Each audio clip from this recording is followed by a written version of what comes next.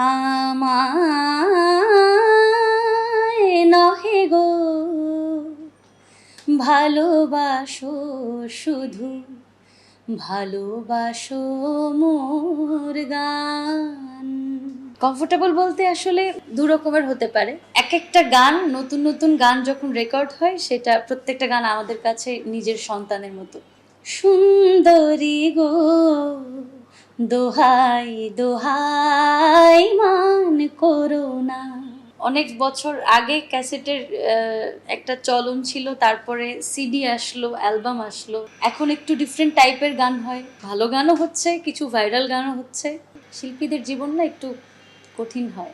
যে চোখ দিয়ে আমরা স্বপ্ন দেখি, স্বপ্ন দেখার চোখ আর বাস্তবের চোখ কখনো এক হয় না। ফিল্ম ইন্ডাস্ট্রির নতুন কিছু বেশ ভালো কিছু কাজ হচ্ছে, ফিল্মের টার্নিংটা খুব ভালো হচ্ছে। আইটেম সং শুনি, ওই হয়তো কয়েক মাস একটা থাকে, ক্রেজ থাকে গানটার। আমার বাবার গান থেকে অনুপ্রেরণা, ছোট থেকে বাসায় গানের পরিবেশ ছিল, ওই তো গানের পরিবেশে যেহেতু বড় হওয়া, আর বাবার গান শুনে শুনে গানের প্রতি অনুপ্রেরণা জাগে এবং নজরুল সঙ্গীতের প্রতি ভালোবাসাটা বেশি ছিল। এখন তো সব ধরনের গানই মোটামুটি করা হয়, যদি খুব বেশি করা হয় আধুনিক গান, কারণ ক্লোজ আপ ওয়ান থেকে আমার মিডিয়াতে আসা, তারপর থেকে আধুনিক গানই বেশি করছি। আধুনিক গানে বাংলাদেশ টেলিভিশনে, বাংলাদেশ বেতারে এনলিস্টেড, নজরুল সঙ্গীতেও এনলিস্টেড। তবে মিডিয়াতে কাজ করার আগে নজরুলের প্রতি যে ভালো লাগাটা, ভালোবাসা, মানে নজরুল সঙ্গীতটা বেশি করা হতো। এখন আধুনিক গান এবং স্টেজ প্রোগ্রামে যে ধরনের গানের অনুরোধ আসে, সেগুলোই বেশি করা হয়। নজরুল সঙ্গীতও করা হয়, বাট অকেশনালি বেশি করা। কমফোর্টেবল বলতে আসলে দু রকমের হতে পারে। সেটা হচ্ছে, যদি বলি বেশি ইন্টারেস্টিং, বেশি মজার, বেশি আনন্দদায়ক, তাহলে সেটা অবশ্যই স্টেজ ফাংশন, যেটাতে খুব লাইভলি লাগে, কারণ দর্শকের সামনাসামনি সরাসরি ইন্টারাকশন হয় আমাদের সাথে।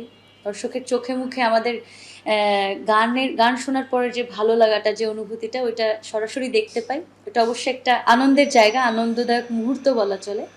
আর যদি কমফোর্ট জোন বলি, তাহলে মাইক্রোফোনের সামনে, রেকর্ডিং প্যানেল, যেখানে গান রেকর্ডিং হয়, মেইন গানটা যেখানে রেকর্ডিং হয়, ওটা সব থেকে কমফোর্ট জোনের জায়গা। কারণ এক একটা গান, নতুন নতুন গান যখন রেকর্ড হয়, সেটা প্রত্যেকটা গান আমাদের কাছে নিজের সন্তানের মতো। এক একটা নতুন নতুন সৃষ্টি।